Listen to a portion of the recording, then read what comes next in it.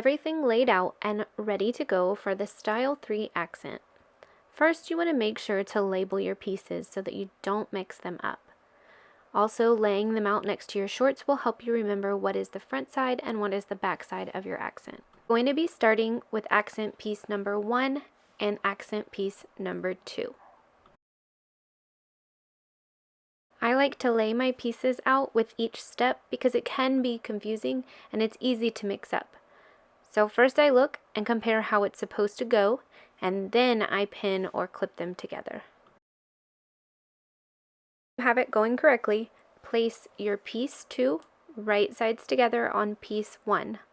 Pin or clip at the edge, and then sew or serge to complete that seam. The next up is going to be accent piece number 3, attaching to accent piece number 2.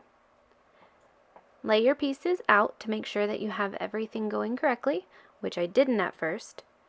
Then you will place them right sides together. Place the pieces right sides together and pin or clip along the edge.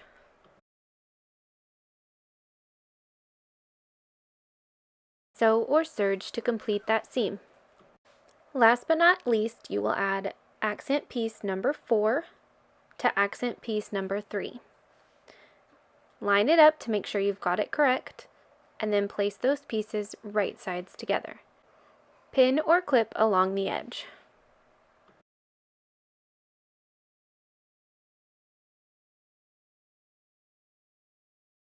Sew or serge to complete the seam. And this is what your completed accent will look like. Great job!